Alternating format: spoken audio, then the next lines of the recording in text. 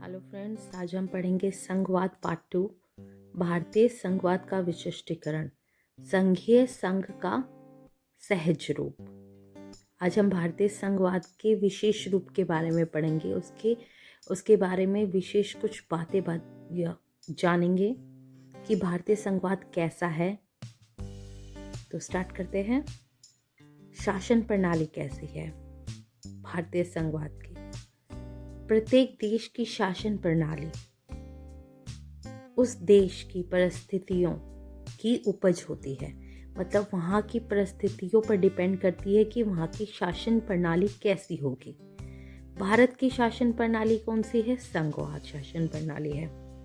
संघवाद क्या होता है? देखिए, भारत की विशेष आवश्यकताओं की पूर्ति के लिए संविधान सभा ने एक विशेष प्रकार का संघवाद बनाया है, या कह सकते हैं नए संघवाद को जन्म दिया है, नए प्रकार को, जो भारत की परिस्थितियों के अनुकूल है, भारत की परिस्थितियों के अनुसार है। वह संघवाद बनाया गया है भारत में। संघवाद के प्रकार कौन कौन से होते हैं उसके बारे में हम जानेंगे। शक्ति विभाजन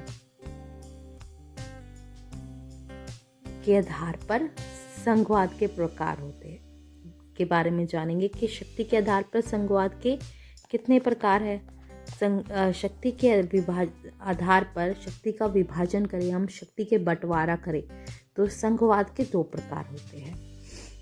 संघवाद का विभाजन शक्ति के आधार पर करते हैं तो हमें दो संघवाद देखने को मिलते हैं, दो संघ देखने को मिलते हैं। एक तो केंद्रभिमुख संघ, दूसरा केंद्र विमुख संघ। केंद्रभिमुख संघ क्या होता है? इसके अंतर्गत केंद्र और राज्यों के बीच शक्ति का विभाजन होता है, मतलब केंद्र और राज्यों के बीच शक्तियों का बंटवारा होता है। उसमें अवशिष्ट शक्तियां किसके पास होती है? अवशिष्ट शक्तियां केंद्र के पास होती है। यह जो है केंद्रभिमुख संघ, वह भारत और कनाडा में लागू है। दूसरा है केंद्र विमुख संघ। इसके अंतर्गत अवशिष्ट शक्तियां केंद्र के पास ना होकर राज्यों के पास होती है, मतलब सारे राज्यों की अपनी अपनी जो भी अवशिष्ट शक्तियां हैं वो उन्हीं के पास रहती है, केंद्र के पास नहीं होती, जैसे कि संयुक्त राज्य अमेरिका और सोवियत संघ। नेक्स्ट हम पढ़ते हैं भारतीय संघ का गठन कैसे हुआ। भारतीय संघवाद का जो गठन है वो कैसे हुआ उसके बारे में जानते हैं।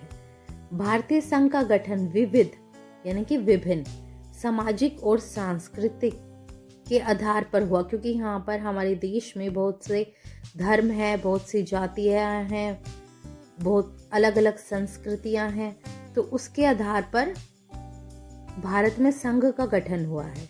और भारतीय संघ एक केंद्र विमुख संघ है, केंद्र भिमुख संघ है।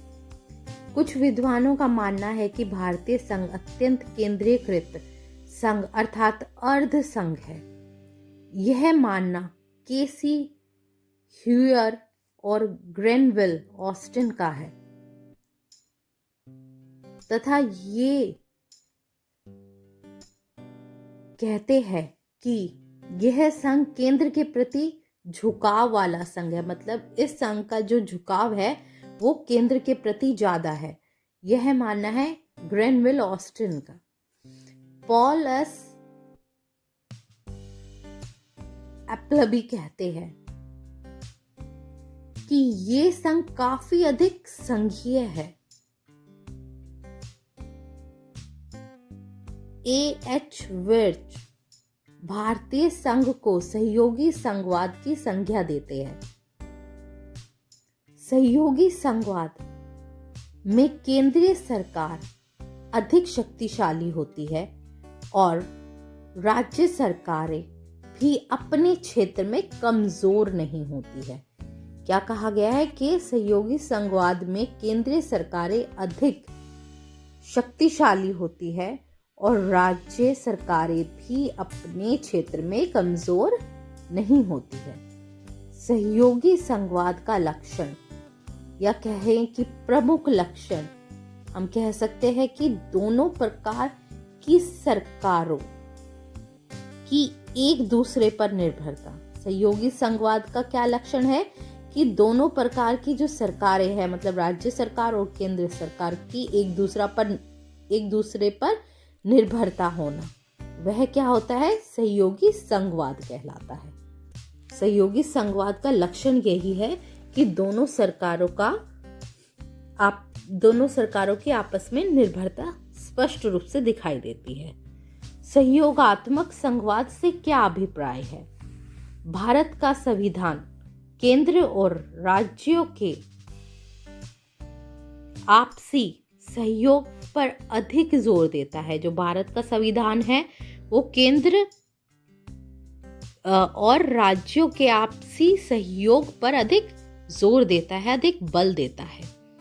संविधान के निर्माता ने एक ऐसी संघ प्रणाली को जन्म दिया है जिसमें केंद्र सरकार राज्यों की सरकारों को उचित निर्देश दे सकती है। मतलब केंद्र सरकार जो है राज्य सरकारों को उचित निर्देश दे सकती है तथा आवश्यकता पड़ने पर राज्यों की विधानमंडल एवं मंत्रिमंडल को भी भंग कर सकती है।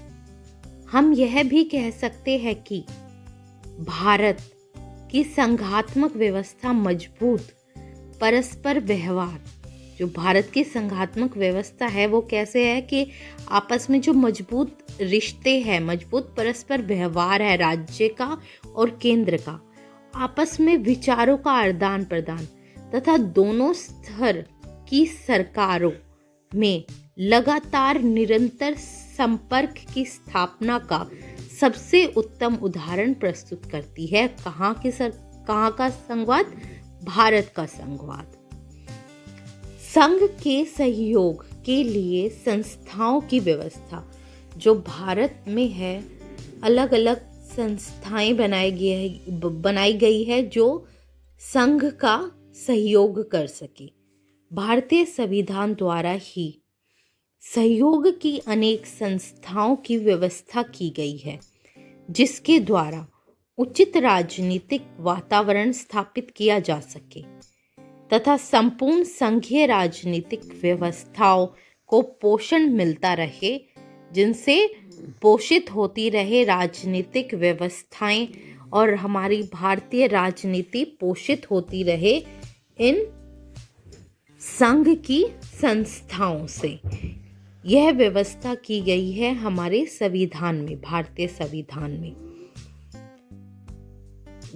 वह कौन कौन सी संस्थाएं हैं उनके बारे में पढ़ते हैं। वित्तीय आयोग, अंतर्राज्यीय समितियां, क्षेत्रीय परिषद, योजना आयोग, राष्ट्रीय विकास परिषद तथा मुख्यमंत्री तथा अन्य मंत्रियों के द्वारा किए जाने वाले सम्मेलन। ये सारी संस्थाएं हैं जो हमारे संघवाद को सहयोग देती है। ये सभी ऐसे माध्यम हैं जिनसे सहयोग के ठोसपन यानी कि मजबूती के प्रतीक मिलते हैं। ये प्रतीक है ठोसपन की, किसके?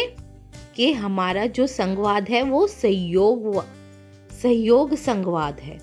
ग्रेनविल ऑस्टिन ने भी इन्हीं व्यवस्थाओं के कारण भारतीय संघवाद को सहयोगी संघवाद कहकर संबोधित किया है।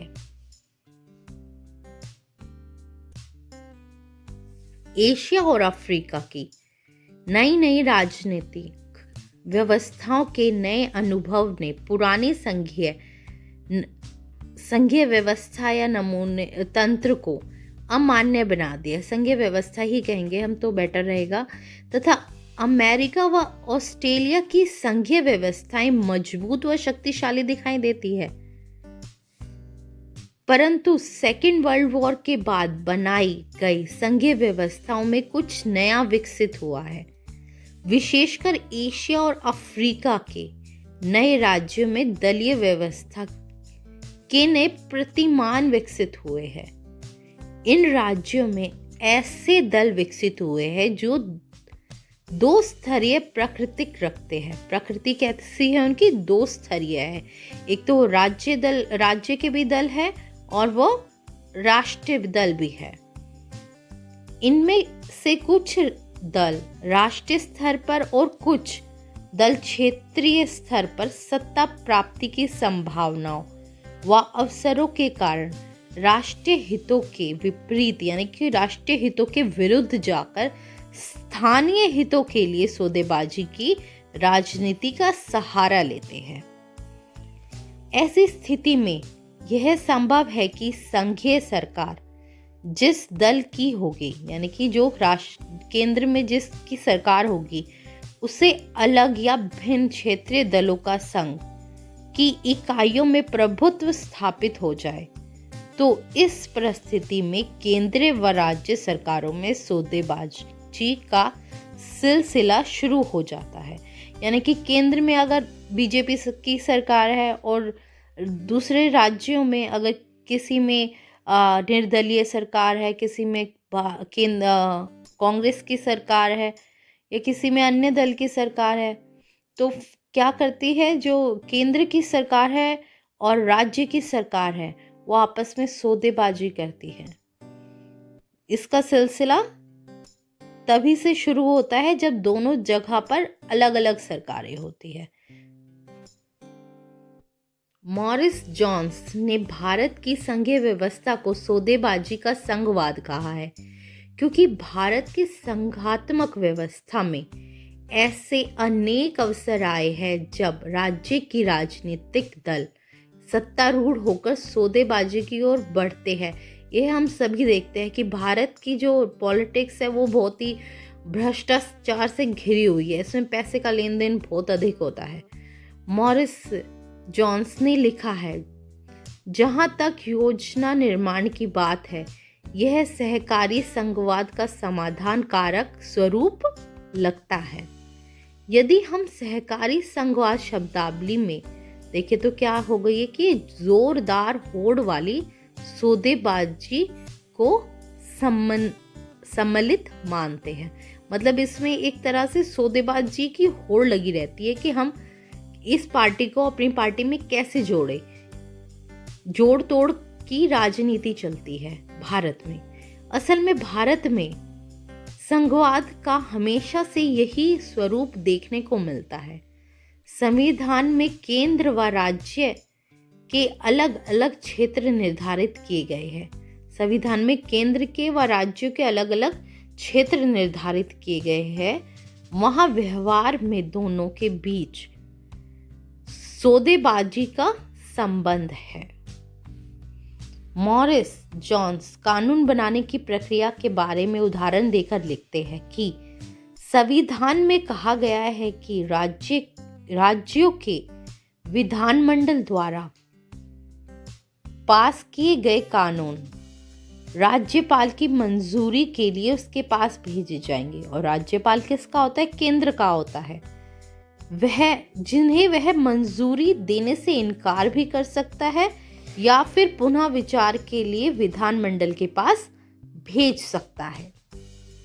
राजस्व के लिए केंद्र व राज्यों के साधन भिन्न भिन्न दिए गए हैं। केंद्र व राज्यों के साधन भिन्न भिन्न है। किसके लिए? राजस्व के लिए, टैक्स के लिए, करों के लिए। ऐसे साधनों का जिक्र अलग से किया गया है जिनका राजस्व संघ द्वारा इकट्ठा किया जाएगा, परंतु राजस्व का धन राज्यों में बांटा जाएगा। करों व अनुदान के सिद्धांतों को तय करने के लिए संविधान में हर 5 साल में एक स्वतंत्र वित्तीय आयोग की नियुक्ति की जाती है, परंतु काफी सहायता अनुदान वित्तीय आयोग